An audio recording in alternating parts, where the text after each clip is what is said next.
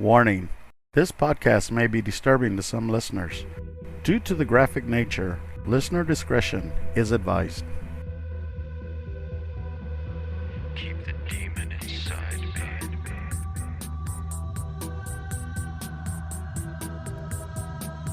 Keep the demon inside me.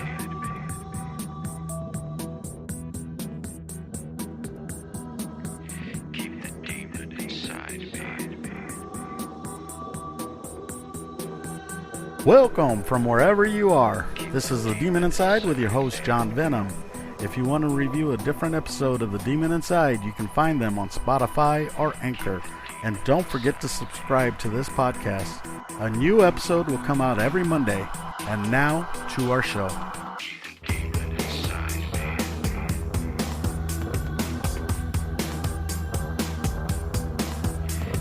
me. We'll be right back after these messages from our sponsors.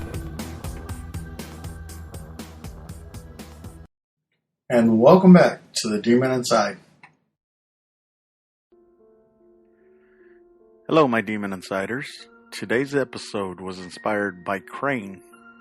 Crane is a listener of the show who responded to one of my questions on the podcast. The episode was entitled, The Demon Inside Annis and Joseph. My question was, do you believe that demons can just jump into a person without consent? Crane wrote, quote, "Yes, I believe demons can jump into people without consent. Check out Isabella Guzman's or Esme Singh's case. I think demons came into their lives and ruined the families. Many blessings." End quote. So for that, thank you, Crane, for your blessings, and thank you for your suggesting these two cases. And I do believe that you are right. These two, for me, are connected, and I really do appreciate that you found these for me. The more I did the research, the more I found common things between them. So today, we will go over the demon inside Isabella Story of a young woman Guzman. now at the center of a brutal murder case. The alleged victim, her own mother. That's right. The cops and the girl's own father say they tried to intervene in the hours before the killing. So what went wrong here? ABC's Aditi Roy is in our Los Angeles bureau with more. What a gruesome story, Aditi. It is a chilling story. Good morning, Dan and Bianna. Before the murder, police were actually at the teenager's house with a stern warning to her to respect her mother or be thrown out of the house. Hours later, police were back, this time to a bloody murder scene. District 1 is looking for Isabella Guzman. Looks like cut her mother's throat. Police say this is the face of a killer, and that 18-year-old Isabella Guzman's alleged victim is her own mother.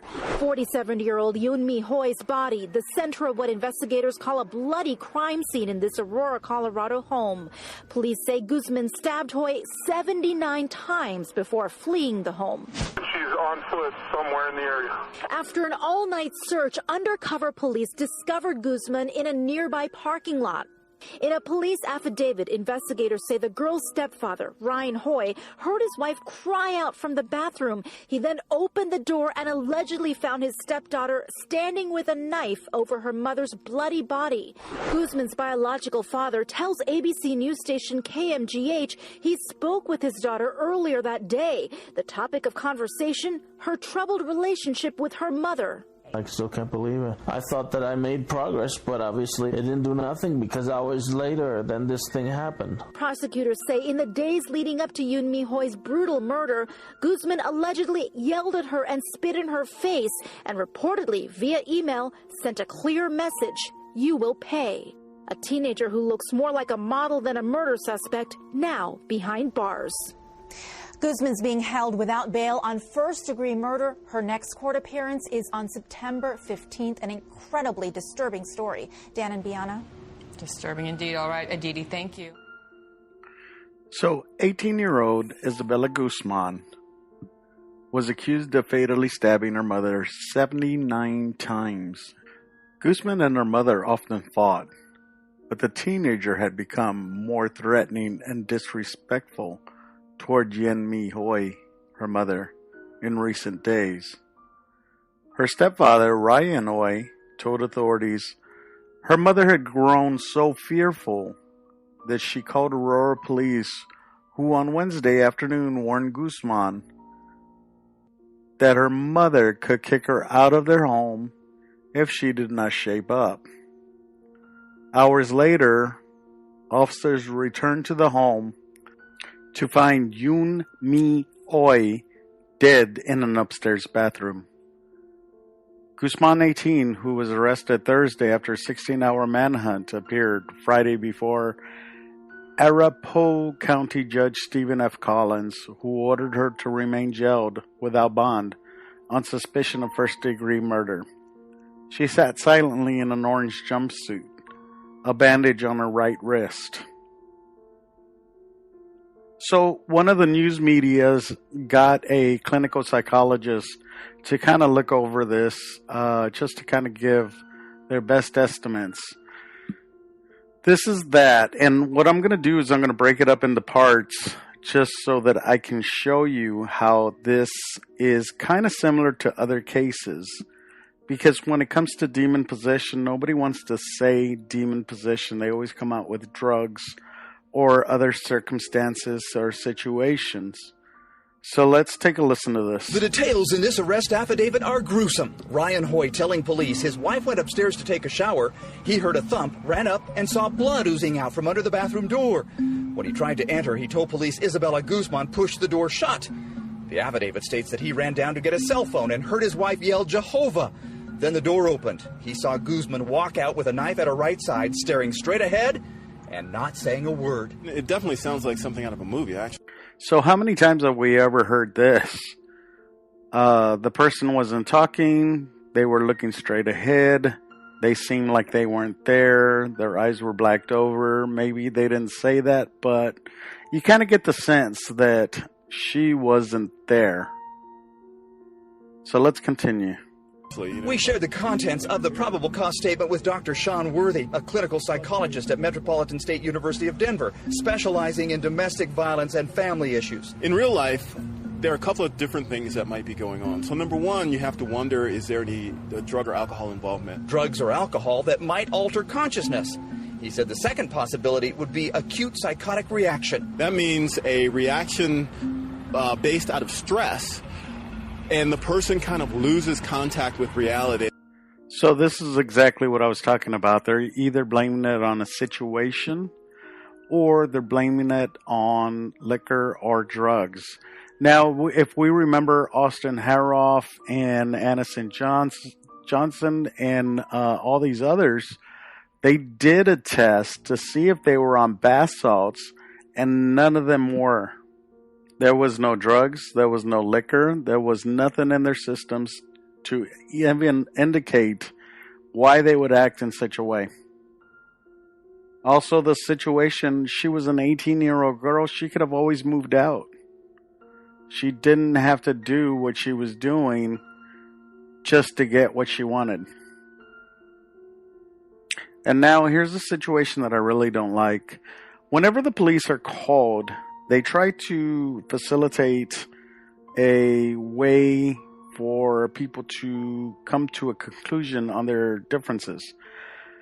And I believe that this girl was 18, but they saw her as much younger. And they decided that they were going to talk to her and say, look, your mother can throw you out anytime you want. You're 18. So did that help or did that hurt? So listen to this. Hours before the murder, police were called to the home. The affidavit says officers thought they had diffused the tension between Guzman and her mother and left.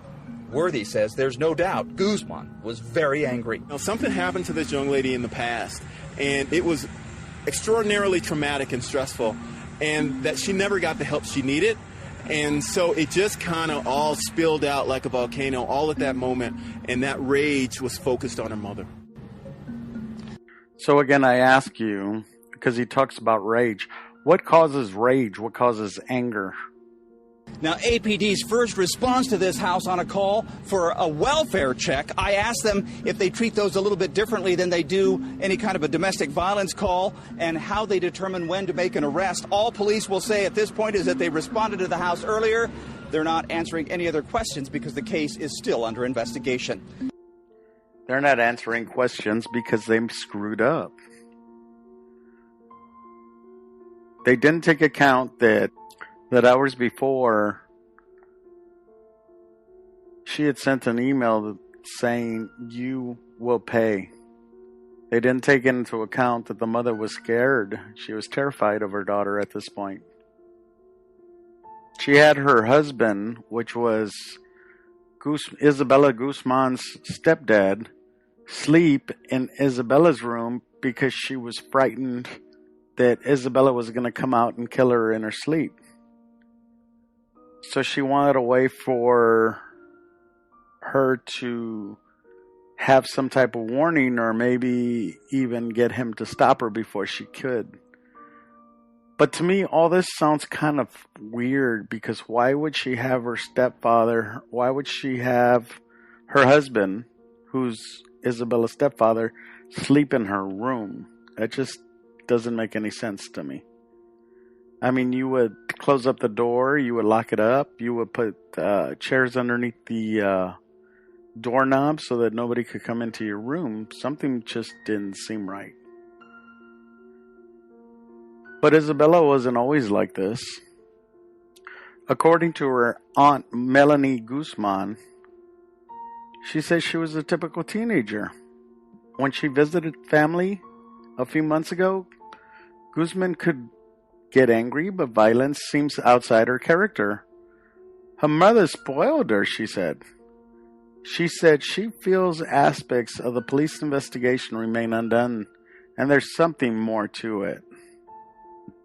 She also said, and I quote, "Her demeanor is pretty sweet. She's very coquette.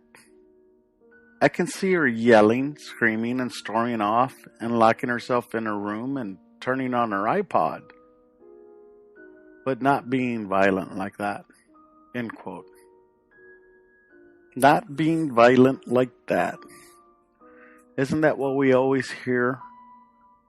I didn't think they could do that. I didn't think they could do something so horrible like that. But yet, when the demon is inside, anything is possible. We will be right back after a word from our sponsors. And welcome back to The Demon Inside. So this teen who killed her mother, stabbed her 79 times, on her Facebook photos, she didn't look like a killer. People said if there's a murder suspect stereotype, Guzman doesn't look the part. The teen who goes by the nickname Isa looks like a beauty queen or a model in photos on her Facebook page. Her page has a photo of a watermelon slice with the word love carved into it. There's also a photo of her wearing a Hello Kitty t-shirt and jeans standing in front of a rock band set from a singing competition last year. So she went from singing competitions to killing her mother? How does that work? Isabella was not convicted, probably because of the way she looked. Instead, she was sent to a hospital, a mental health facility, where she spent the last 7 years of her life, and now she wants to get out.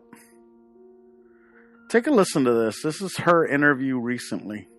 Guzman was 18 at the time and found not guilty by reason of insanity. Well, now she tells CBS 4's Rick Salinger she's on medication and her sanity has been restored.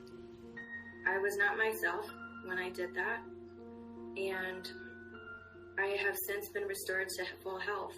It was 7 years ago Isabella Guzman committed an unspeakable crime. In this Aurora home, she stabbed her mother to death 79 times in the face and neck. I was abused at home by my family for many years. My parents are Jehovah's Witnesses. And I left the religion when I was 14, and the abuse at home worsened after I quit. Court documents indicated she had been at extreme odds with her mother, Yunmi Hoi.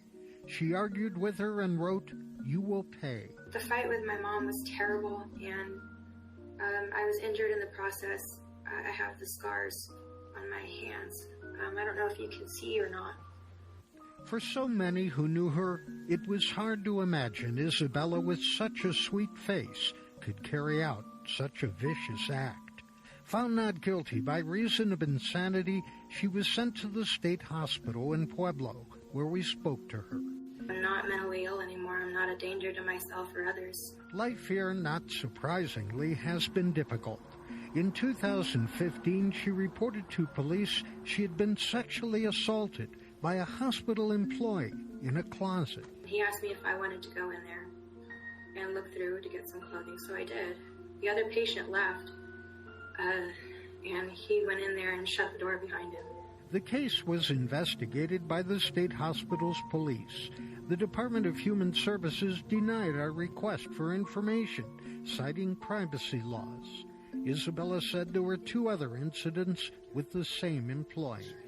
I was afraid that if I didn't do what he wanted, that he could ruin my life. She is now seeking prosecution of the man she claims assaulted her, but the Pueblo DA says he never got such a case back then from the hospital police. So hard on me emotionally and mentally. It made me feel like I wanted to give up. But what Isabella Guzman would like most of all is release from this facility. If I could change it, or if I could take it back, I would. She is hoping to see freedom one day. Rick Salinger, covering Colorado First. So this is a very unique situation because most of the times whenever we have serial killers or any type of killer, for me, that has a demon inside, they're usually convicted. And they end up spending either life in prison or on death row, or they've got 20, 40, 60 years, sometimes to the point where they will never see the light of day. I mean, let's be honest. Nobody's going to come out of prison after they killed, 3 or 4 or 5 people. So let's put this in perspective, because she was actually sent to a facility. She wasn't sent to a prison, so she was mentally ill. Okay? Now, if she's mentally ill and she's better now, should she be released? See, I'm not sure how that works as far as when you're possessed. Because unless you have a exorcism, you're not going to be free of that demon. And that demon will come back, and that demon will harm other people. And it's just a way for it to accumulate and fester and wait. But then again, last episode we talked about it being in prisons. So did it escape her? Did it go out into the world? Is she healed? So what I find curious as well, because what the Demon Insiders haven't really known about me, is that I used to be a police officer. And of course I use the name John Venom because I'm trying not to use my real name in case I need to go back to court for something, because I don't want people to look at me like I'm weird or that my cases aren't solid. So, but here's the thing. As a demon, as I am looking at a demon from the outside, if she was not possessed anymore, then why shouldn't she be allowed to leave? Now here's the thing, like I was saying, I was a cop and I was listening to her answer, and for me, her answer is not very sincere.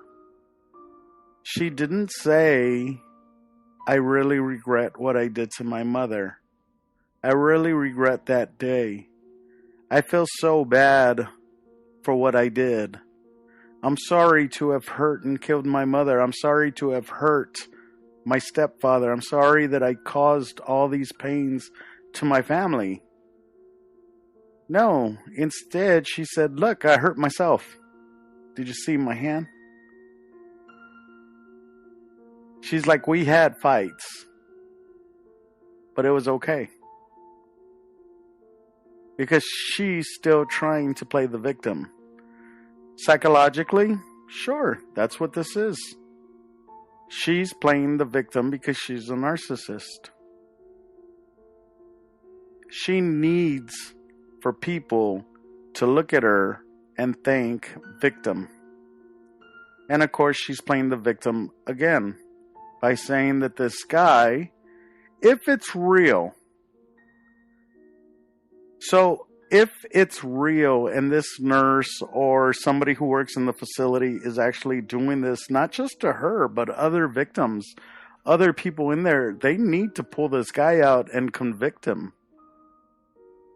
But if she's just doing this to find a way out or to get sympathy, because this is the demon's MO. The demon wants sympathy from people. The demon wants you to fall for it. The demon's already got that happening since the trial. In the trial, they found her incompetent, crazy, mentally ill. She didn't have to go to prison. She didn't have to put up with prisoners. She's in a hospital where it's cozy, comfy. And she couldn't be the victim no more, so let's be the victim now. Maybe that's what the demon wants. The demon wants her to portray herself as the victim and see how much she can get away with. She's already gotten away with murder. And worse, she's gotten away with murder of her mother.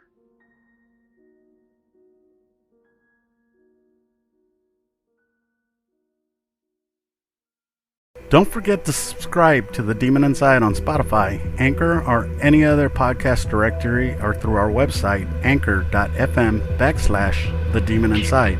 A new episode of The Demon Inside comes out each Monday. Let us know what you think and join the conversation on our Demon Inside Facebook page and on Instagram. We thank you for listening and hope you'll join me next Monday for a new Demon Inside. If you enjoyed this episode, tell your friends. I'm John Venom. We'll see you next time, if I don't get possessed. The Demon Inside was created and written by James Porter.